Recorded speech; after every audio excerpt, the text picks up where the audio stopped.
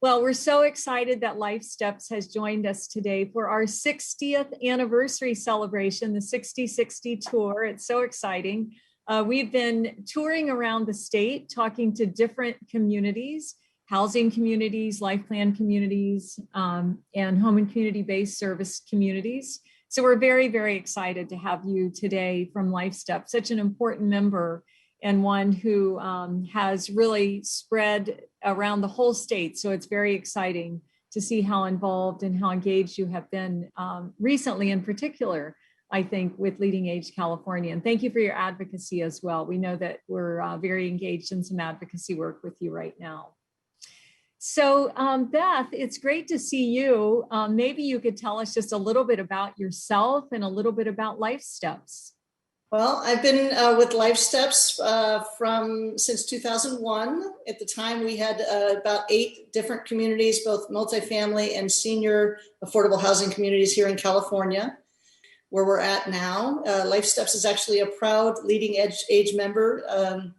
It is something that has been near and dear to my heart. When I found you early on, Meredith and I both have benefited so much with all of the advocacy work that LeadingAge has been doing. Oftentimes, you guys are ahead of the trend and understand and can deeply see things that allow people to thrive in place, unlike anything I've seen out there in policy. So thank you.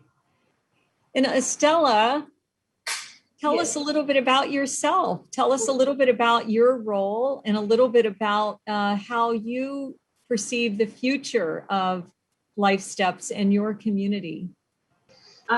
Before coming to LifeSTEPS, I was actually working with our homeless population, doing the outreach, getting them ready to get into housing. So I had this vision of I want to now work with clients that are now housed and work with them in keeping them housed, helping them with life skills, being able to help them get into the community and feel comfortable in the community, being a part of the community better yet. Because when they first get housed, they still have that, they're still intimidated. They're intimidated. They're like, okay, so now I'm in a different atmosphere. I'm surrounded by other people that, haven't been in my situation. So I work with them in getting them comfortable, getting them the resources that they need, which is mental health, medical, getting any benefits that they qualify for so that they can stabilize and stay housed, which is expanding and being able to be able to serve more clients, be able to house more clients, be able to give more clients the opportunity to get housed and be able to teach them the life skills, give them the opportunity to feel they have a home again. Yeah. And, it's interesting that your background and also Beth's background with shelters and home. I mean, I'm sure you approach everything very empathetically, having seen the different perspectives you have. So congrats to both of you for that work and for parlaying it to what you're doing now. Okay, well, my name is Patricia Llamas. I'm going to go to 65 today. And I was born and raised in East LA by 2 wonderful parents, had a parochial education. What brings you joy? What's something and you wake up and you say, man, I can't wait to do that today? You know what brings me joy? Great question. I've got this view of the entire northern mountains at my fingertips. I open up, we have these 5.5-foot windows because it was converted from a hospital and that maintained.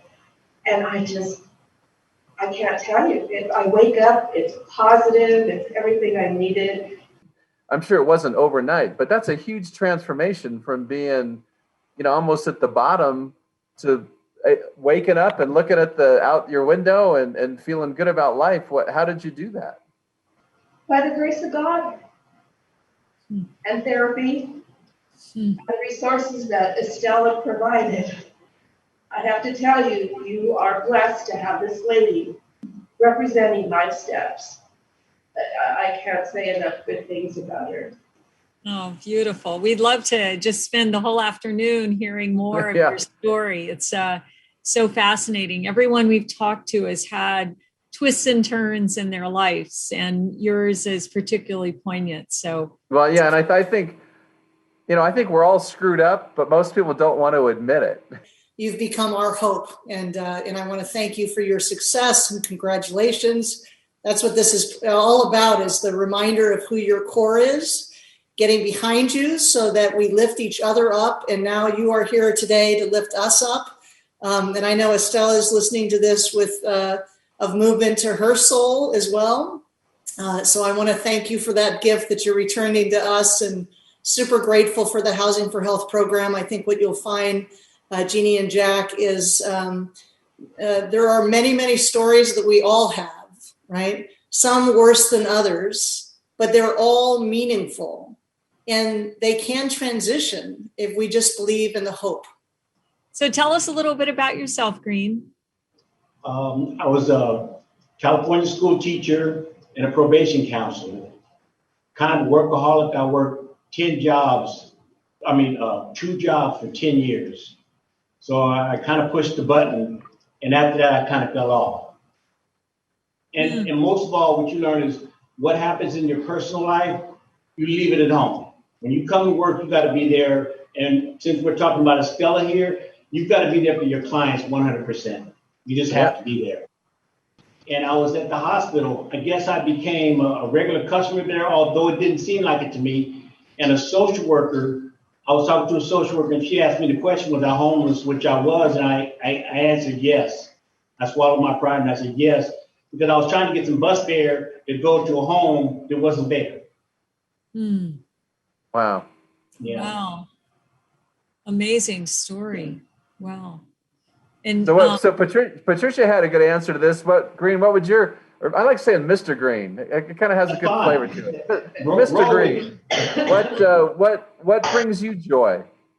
Every day when I get up and they're not throwing dirt on me, and I say hello to the world, talk to the universe, God, and I'm in my right mind, and then I get my blank piece of paper out and I start writing. Absolute joy. Do you write? Do you have a certain theme that you write about? Just kind of your own expression of your journey, or do you write stories, or what do you like to write?